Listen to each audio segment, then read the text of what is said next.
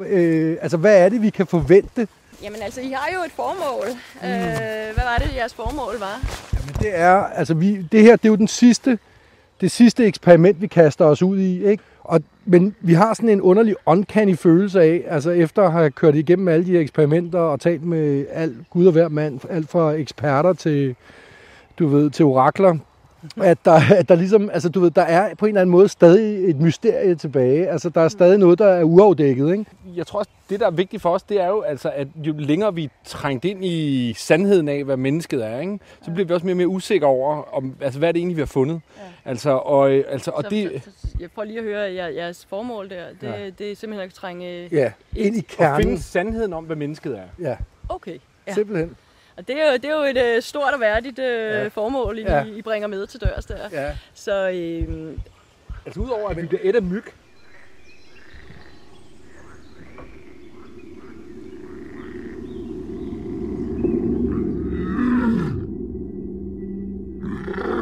Jeg studerer jægerfolk.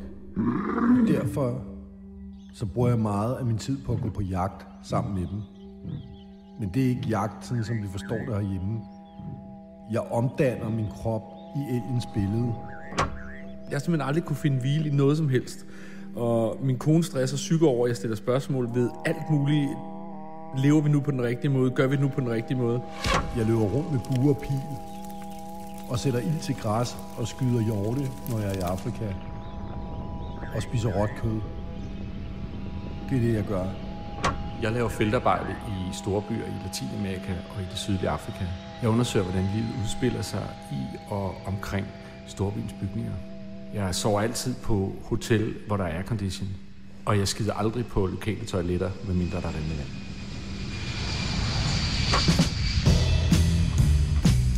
Jeg hedder Rane Willerslev. Jeg hedder Morten Nielsen. Rane. Morten Nielsen. Jeg er 44 år. Du er 45, mand. Ja. Jeg hedder Rane. Jeg er professor i antropologi ved Aarhus Universitet. Og jeg er lektor i antropologi ved Aarhus Universitet. Og jeg er meget selvoptagen, men ikke lige så meget som Morten. Jeg hedder Morten Nielsen, og jeg er talespasser. Sandheden... Det kan jeg ikke nu, mand. Sandheden om mennesket er derude. Operation Menneskejagt afdækker den. Vi svarer på de 10 vigtigste spørgsmål, mennesket har stillet sig selv. Ja. Hej Morten Ting, det er Rane og Morten. Altså Morten Ting, han er jo forskningsbibliotekar, ikke? Ja. Og vi har så spurgt ham om, kan du ikke finde de 10 største spørgsmål, som mennesket har stillet til sig selv om sig selv? Men altså, skal vi ikke bare hoppe ud i det? Skal vi tage den første? Kaste os ud i det? Ja. Tema 7 handler om tro. 8 kærlighed. Tema 9 handler om vold. Tema 10 handler om... Ostepop. Fjernet på de alle så æder vi. Sandheden om mennesket er derude. Operation Menneskejagt afdækker den.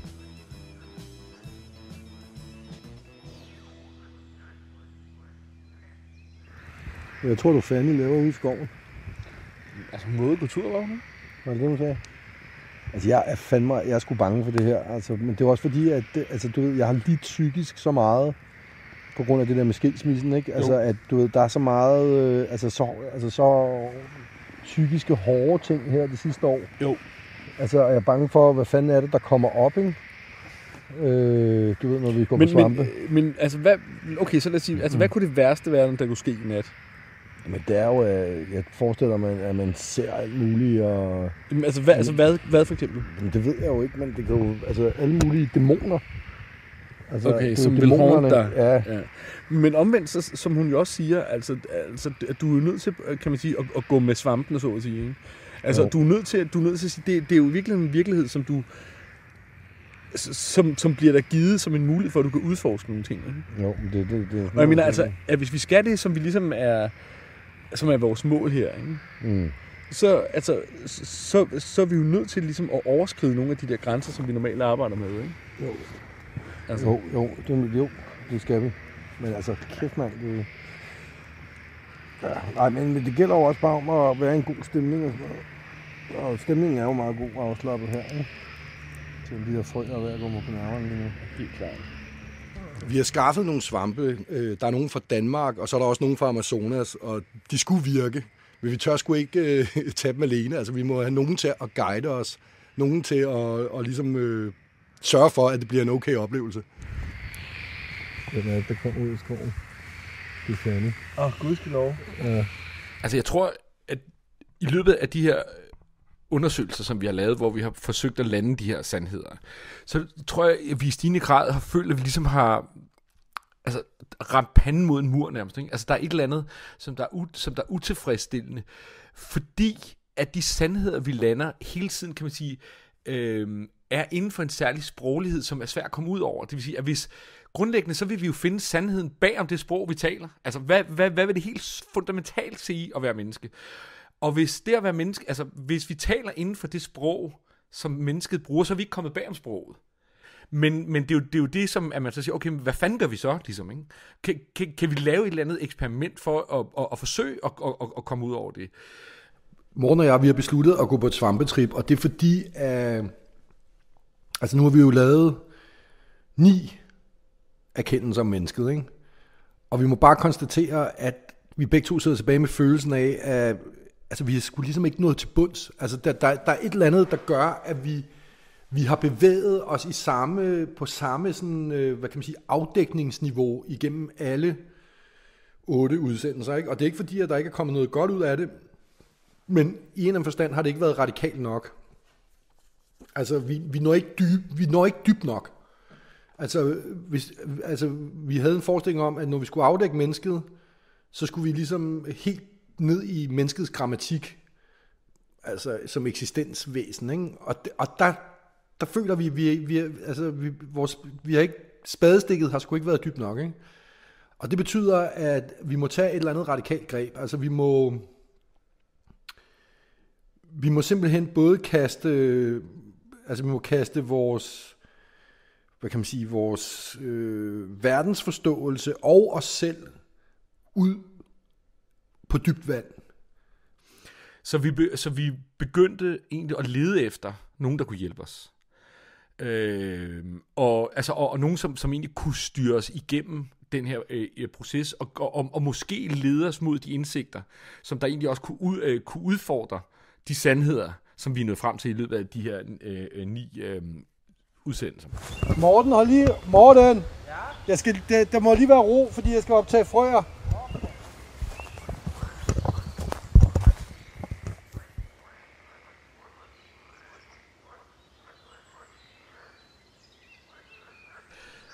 Og så fandt vi Svampe-Fanny.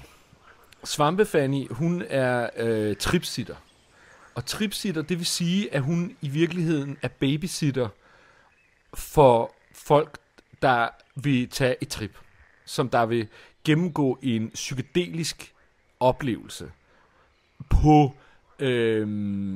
svampe. Og vi kontaktede hende og spurgte, om hun kunne tænke sig at hjælpe os med det her eksperiment. Og det sagde hun heldigvis ja til. Og ikke bare med, at hun sagde ja til det, men altså, hun fortalte os også, at det er rimelig omfattende, altså at vi skulle tage ud i en skov, som hun udvalgte. Og er der bare skønt her, og fredsfyldt. Der er en lille sø, og der er en blisøgende med unger, der padler rundt, og en masse åkander, og så lyden af frøer.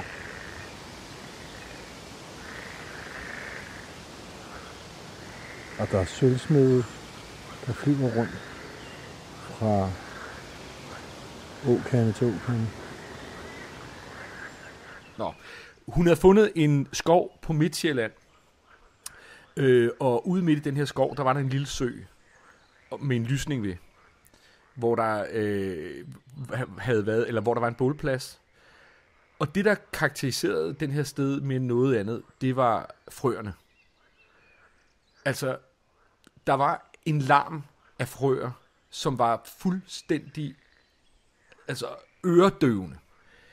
Det var nærmest som, at hvis du står ved en arbejdsplads, hvor der står sådan en cement, maskine. Den var bare insisterende og konstant. Jeg fik at vide af nogle jeg troede det var den butsnudede frø, men jeg sagde, det er den grønne frø, der vækker nu. Den er ret grøn, så det er den meget grøn frø. Ja. Det er hvad hedder, kunne vi om de bliver ved hele natten, ikke? Altså, jeg kan sagtens sove. Jeg kan sagtens sove. Altså, og så skal vi sidde rundt om et bål, og så skal vi have det her trip rundt om bålet ude i skoven, ikke? Jeg har noget aske i en lille beholder her, som jeg har samlet fra andre bål, hvor jeg har lavet ceremonier, eller bål, hvor der har været en stor og vild god stemning.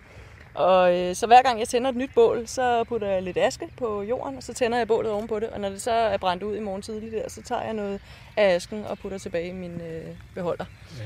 Og så bliver der tændt op, og hun har taget sådan noget mad med, som vi laver. Og der er spidskål, der er kartofler, der er løg, der er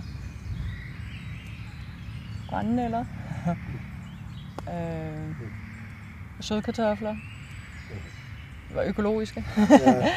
Og så sådan noget kokosmælk og masser af krydderier. Det er en suppe, så eller? Ja, sådan lidt suppe der. Ja. Jeg synes, det plejer at være den nemmeste måde sådan at lave noget mad dagen før sådan, til de her seancer. Ja. Så ellers så skulle vi sidde og snitte løg nu, men så ville det blive sent. Ja, præcis. Ja. Så.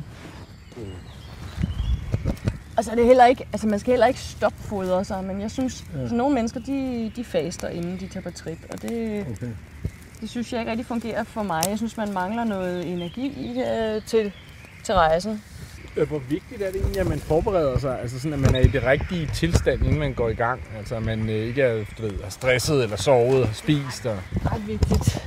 Også fordi, at det du ligesom slæber ind i trippet, der er også nogle dagsrester. Hvis du kommer hjem fra arbejde og er stresset, eller sådan så er det de visioner, du får at se, og de følelser, du ligesom sådan.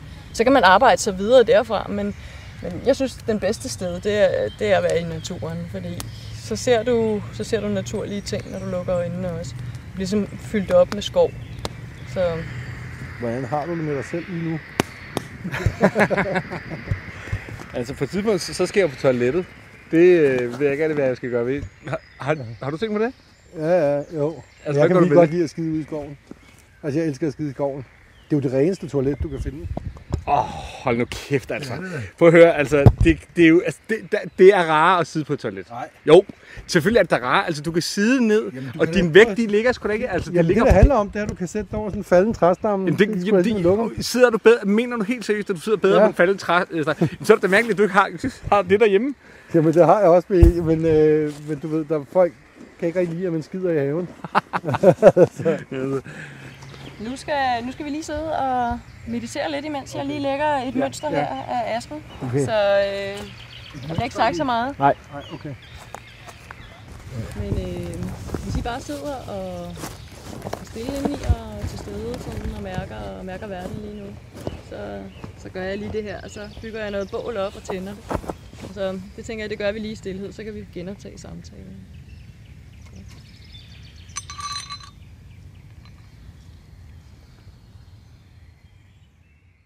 Det gik måske 3-4 timer med forberedelse, med at finde branden, hugge brændet ud, få lavet maden og spise maden. Og så ville hun faktisk også gerne lige have, inden vi gik videre, så skulle vi lige gå en tur for lige at, kan man sige, at komme helt ind i øjeblikket, som hun sagde, ikke?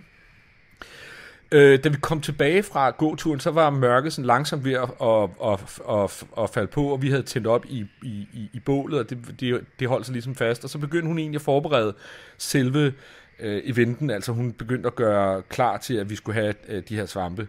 Og det gjorde hun for eksempel ved, at hun begyndte at sætte små lys op rundt omkring, i træerne omkring, så der ligesom blev skabt nærmest sådan en form for fysisk ramme omkring bålet, som ligesom blev udgjort af de her levende lys, der stod rundt omkring. Så satte hun et musikanlæg op, som hun senere, som vi fandt ud af i virkeligheden, var ekstremt effektivt til egentlig at føre os igennem oplevelsen. Og så tænkte jeg, har I lyst til te eller kaffe? Eventuelt lige sådan. Er det en fordel at være kigget op, eller er det en ulempe? Altså, Ej, det er meget rart at være lidt kvikket op, faktisk. Er det? Altså, jeg har også nogle guarana-nødder. Det kan godt være, at kaffen er lidt for... Men jeg ved ikke, hvis I var til sådan et kaffeshot der. Så... Jamen, det kan jo godt være, at man skulle gøre det. Altså, jeg er ret træt lige nu. Ja. Så det er mere, hvis det er en fordel at kigge. Jamen, det er en fordel at være lidt opkvikket. Ja. Ja. Og det er sgu meget hyggeligt, ikke? Og så begynder vi at... Nu vil jeg begynde at tilberede noget svampe til. Okay. Så prøv lige at hømme lidt over, så kommer jeg over her. Og så begynder vi at få en masse svampe. Så kommer jeg i tanke om, nu har jeg selvfølgelig glemt, og jeg plejer jo at blende svampene. Ja. Jeg har ikke nogen blender herude i naturen. Ja. Jeg tror bare, jeg snitter dem meget fint. Jeg tror, det er sådan nogle psilocybin, eller hvad fanden hedder sådan noget. Altså, det er nogle danske svampe i hvert fald, ikke? Og så mixer hun det med nogen fra Amazonas også. Så får vi sådan en bevidsthedsudvidet oplevelse. Og så har jeg jo også selv tænkt mig, fordi nu laver vi det som en ceremoni. Normalt, hvis jeg er rent tripsitter, så er jeg helt clean. Eller har måske lige spist en spids nøgenhat eller et eller andet, men sådan meget symbolsk. Men jeg har jo tænkt mig at tage en lille dosis også, og alt efter hvordan I klarer jer, så følger jeg lidt trop, fordi så går vi ind i at lave noget kanalisering sammen her, hvor vi har trummen. Jamen kanalisering, det er sådan et godt udtryk for at åbne op for energien. Og fordi vi kan smelte sammen i de her ting, så vi ligesom åbner op sammen, så bliver det kraftigere, end hvis vi gjorde det hver for sig. Og der er sådan nogle teknikker, man kan synge på det, for eksempel. Og ja, det ser vi på. Jeg har også et musikanlæg. Det skal jeg også lige have sat op. Men nu vil jeg lige sætte de her svampe over. Så jeg tror, jeg vil lige koncentrere mig om at få varet her. Vi holder kæft imens. Det er godt.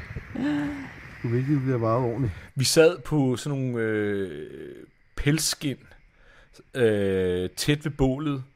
Og det var jo bare, du ved, de her sådan nogle lange 15-20 cm tørrede tingester, som som var skåret ud, og som blev lagt ned i teen, og som vi så drak. Det smagte sgu ikke særlig godt, men med masser af honning kom det ned, ikke? Og det gjorde hun 3 gange.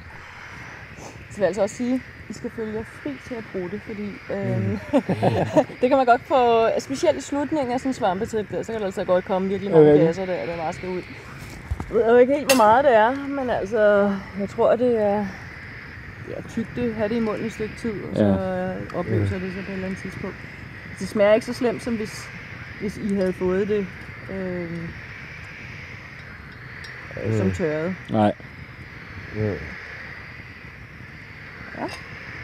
Vil I have honning i? Meget gerne. Ja.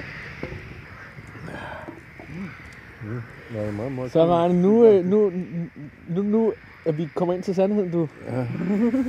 Jeg frygter lidt, hvad jeg ser. Men, ja. Og selvfølgelig lige så snart vi havde taget de her svampe, så var vi jo kun opmærksom på en ting, som jo var, hvad er det for en effekt, det her giver? Er det noget, der vil sende os fuldstændig ud i galakserne? Er det noget, der vil være velkendt? Er det noget, der vil gøre os bange? Altså alt det her kørte jo fuldstændig totalt rundt i hovedet på os, ikke?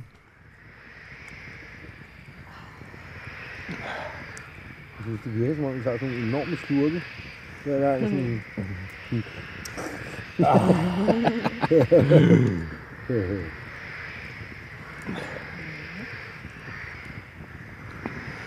Jamen, det er meget godt at tage den stille og roligt. Ja, det er sådan nu skal jeg også slappe ud af, kan jeg godt med. Ja, det er fint. Vi drikker det for rundt.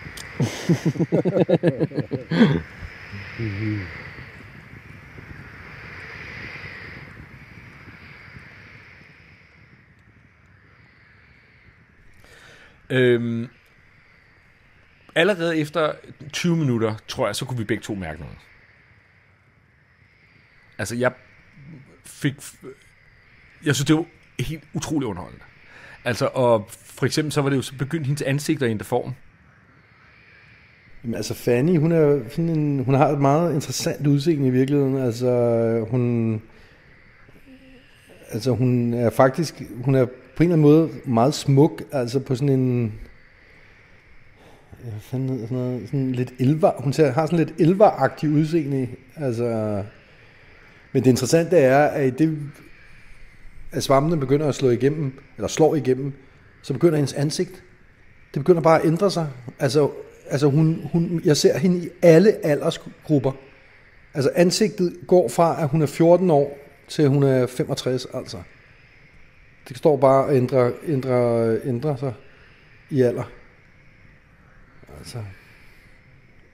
Blev hun en gammel mand, som blev en dreng, som blev hende selv, du ved. Og både mig og Rane sad bare sådan fuldstændig bjergtaget, og havde, uden vi vidste, den samme oplevelse af det. Ikke?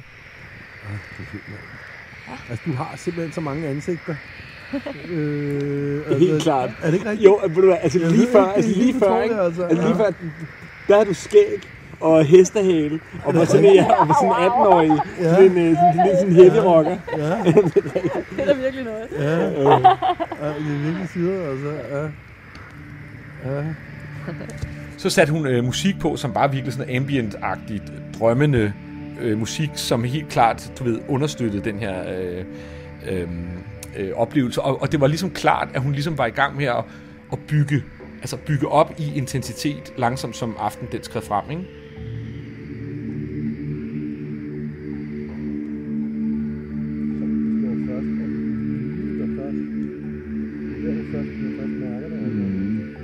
Og jeg har også sådan kilderne i hele kroppen. Ja.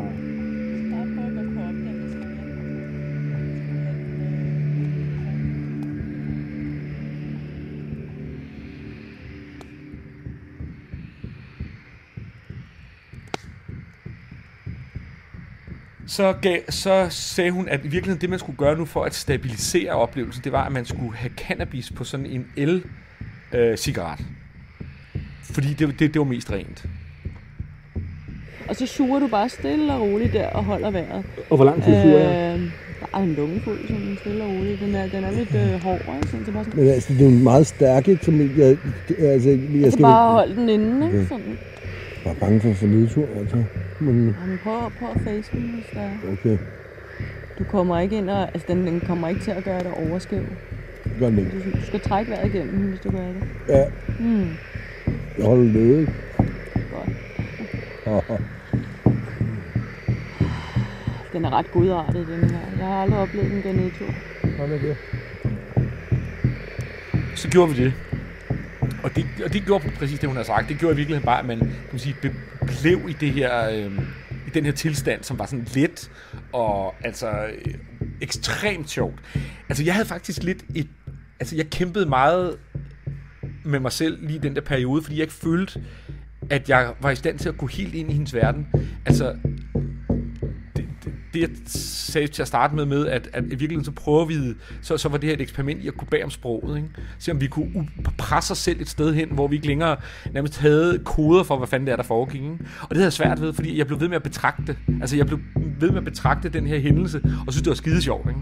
Og sad bare, hver gang hun sagde bare 2 ord, så var det som om, så kunne jeg ligesom sådan, nærmest sådan se sådan et helt komisk scenarie omkring, og jeg var altså knust af grin. Hvor er det sjovt, mand. Kæft. Så hvad vi sindssygt er det. Det er Morten. Nej, det var det. Hvor er det fedt, altså. Og jeg synes bare ikke rigtigt, at jeg kunne ligesom dele det rigtigt.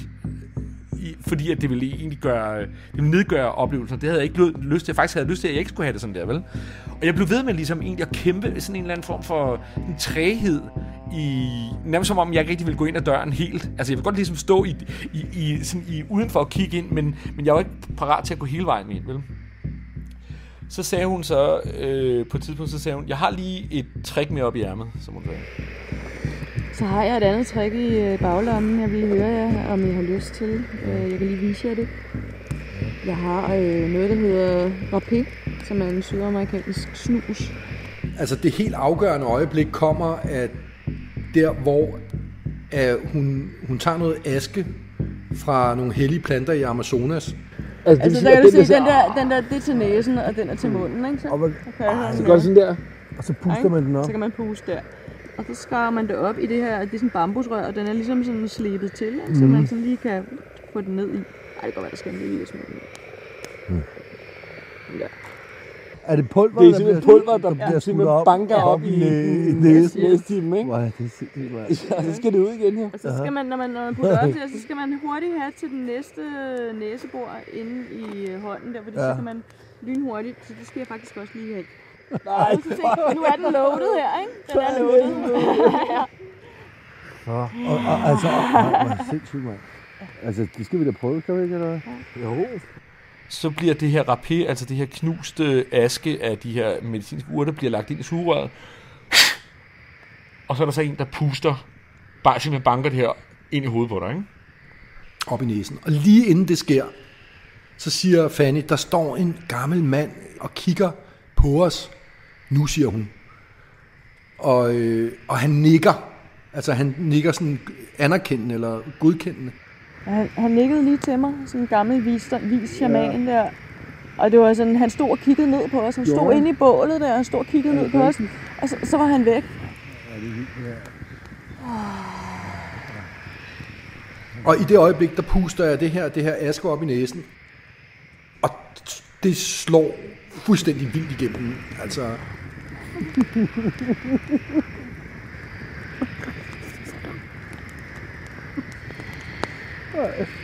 Ej, altså totalt høj endnu.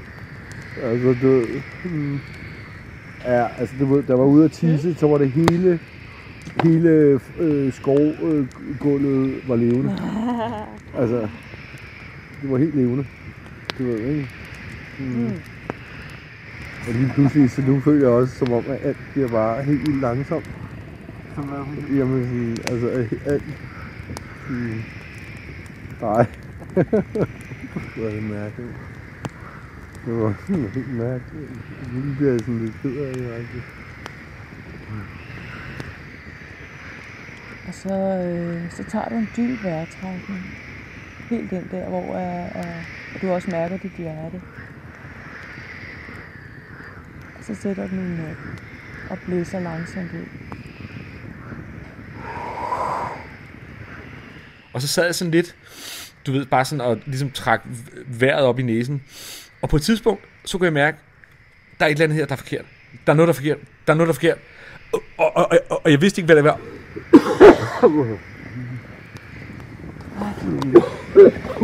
Ja, ud med det.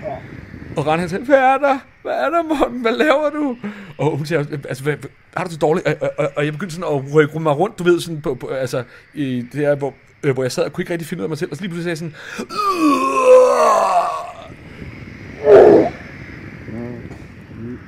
og så kom der ligesom sådan en sort skovsnegl ud af min mund. Sådan, den var vel 10 cm lang eller et eller andet, ikke? Nærmest som sådan noget sort ler nærmest, ikke? Nærmest sådan et, du ved, objekt, sådan et fremmedlegeme, sådan en alien-agtig ting, ligesom havde været i min krop, ikke? Og jeg vendte mig ligesom sådan rundt og lagde mig sådan hen over den der træstub, eller fandt den hedder, det der træstamme, som vi sad op af, ikke? Og lod det der sorte væsen der ylpe ud på jorden, ikke? Og var fuldstændig forandret der, ikke? Det er som om lyden, den kan gå ind i forskellige og rense med overtonerne. Ja.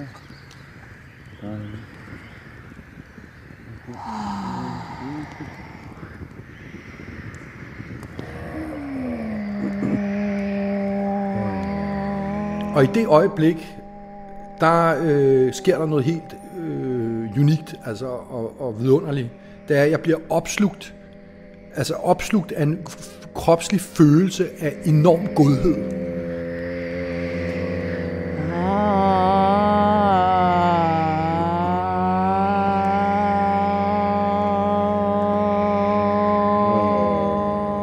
Og kroppen siger ligesom til mig, det her, det er, hvad du er, når du er allerbedst.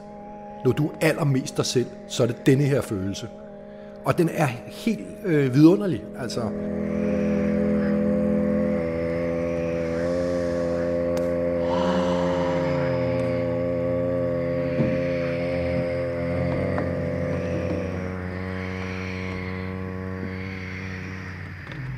Lige der var det som om, der blev jeg forandret. Det var ligesom, altså min fornemmelse var, hvis du har, lidt som at hvis man har været i sauna 3-4 gange, og har tæsket sig selv med en metalbørste hver gang. Taget sådan en af de der skuresvampe og skravet den døde hund af, og gjort det igen. Og på et tidspunkt så har du gjort det en gang for meget. Og så er det ikke rart længere. Og det var sådan, det var. Altså jeg følte mig fuldstændig klar. Totalt vågen, til stede, men helt nøgen. Fuldstændig sådan, som om min hud simpelthen var skrællet af, ikke? Og nærmest som om, at jeg var så overfølsom, at jeg ikke nærmest kunne være i min egen krop nærmest, ikke?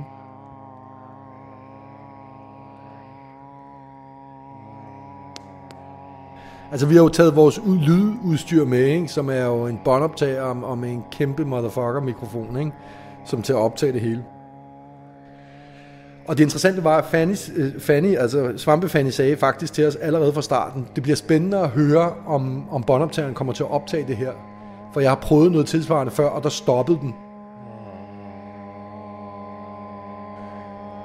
Altså, og vi tænker, ja, jeg er helt sikkert, ikke? Altså. Men når vi kommer hjem og skal lytte til det, så er optagelserne, de er væk. De er der ikke.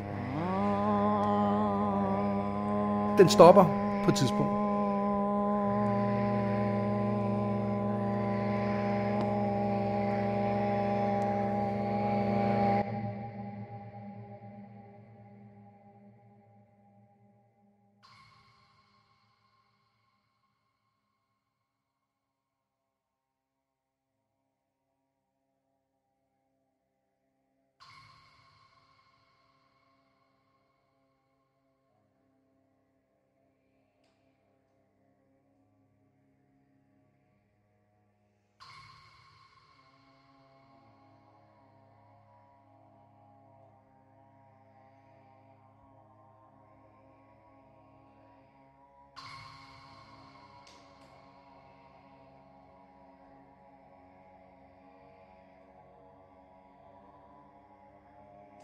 Og så rejste jeg mig så op og begyndte at gå lidt rundt.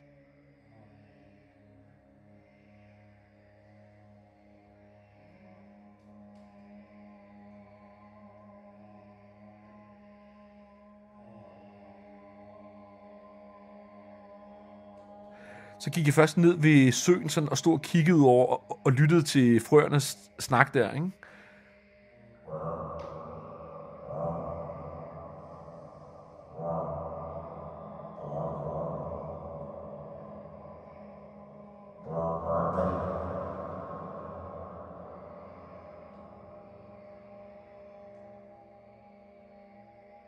Men så var det simpelthen som om, at der var noget, der begyndte at trække i min krop.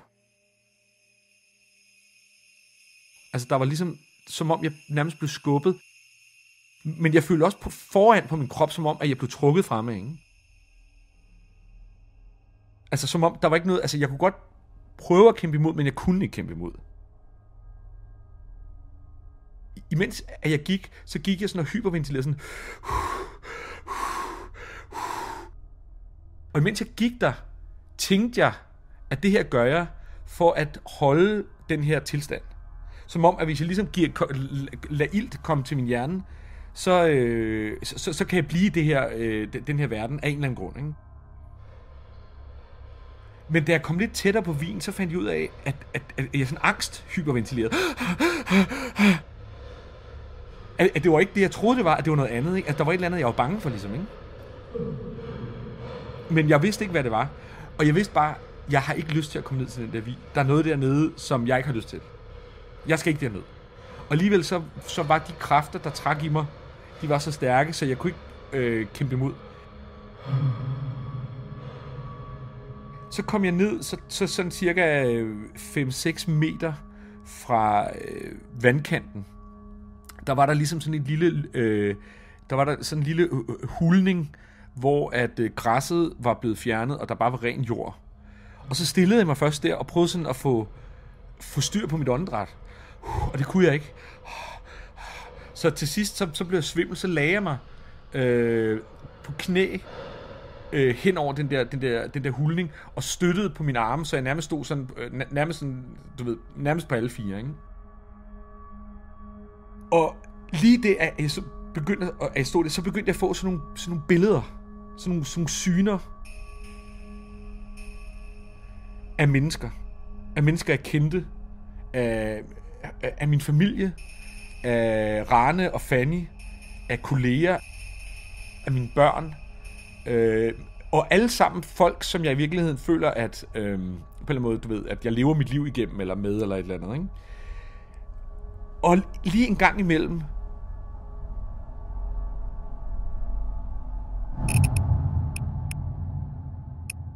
så forsvandt de.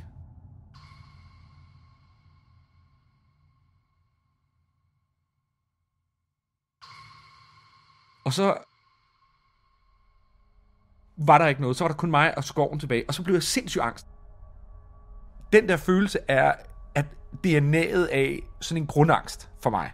Altså, at være alene, at være forladt, ikke at være elsket. Sådan.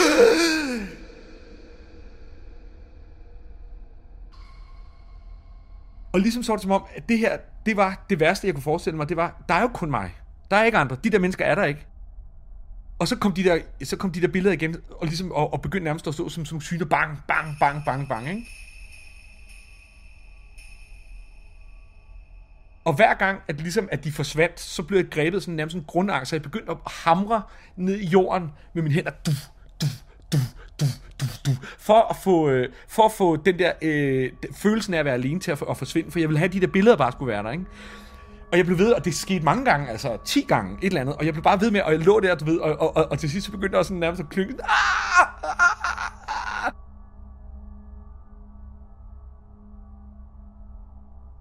Og på et tidspunkt, så var det som, så havde jeg fået bygget det op så meget, så jeg måtte erkende, det her kan jeg ikke slippe ud af. Jeg kan ikke vinde det, jeg kan ikke besejre den der følelse, så jeg er nødt til lige at lade den overmande mig. Og så lagde jeg mig sådan, så faldt jeg ligesom ned på den ene side, og egentlig bare sådan nærmest kollapsede.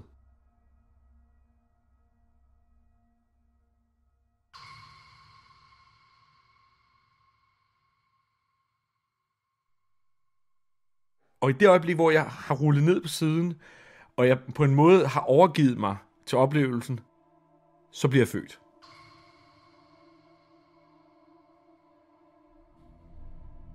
Jeg bliver simpelthen skudt ud af en sort tunnel.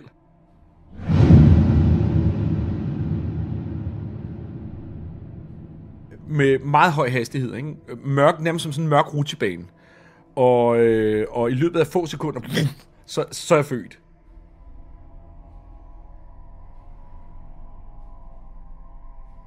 Men inden da, altså undervejs på rutsjebanen, der er der på et tidspunkt, hvor jeg ligesom ser nogle farver. Sådan rødligt, lidt rødligt, og lidt sådan noget, nærmest sådan gyldent. Og jeg er ikke i tvivl om, at det simpelthen, altså jeg ser min mors skød indenfra, ikke? Altså det var ikke længere mig, der styrede mig.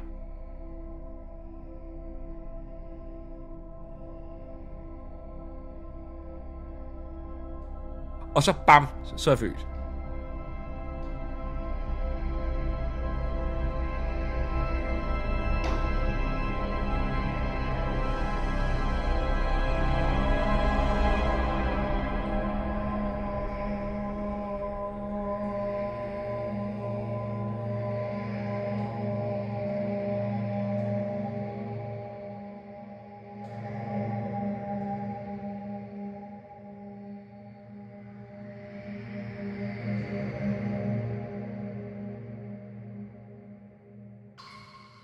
Okay, altså så hvad svarer vi så? Sandheden om mennesket er derude, og vi har tænkt os at finde den. Ja. Sandheden om mennesket er derude, og vi vil finde den. Nej.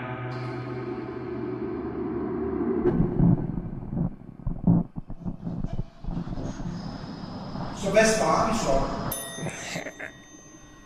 Hvad skal vi mærke efter det så?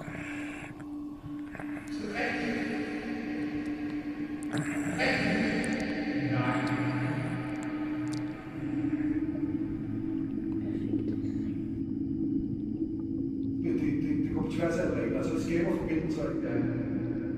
Paradokset bliver nærmest grundvilkår for den menneskelige eksistens. Ja. Og det er paradokset. Ja.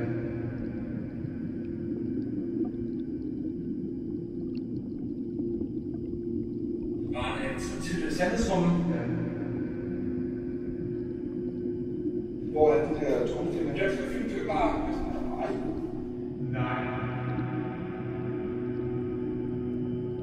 Nej, det skal have tromstikker. Ja. Det går.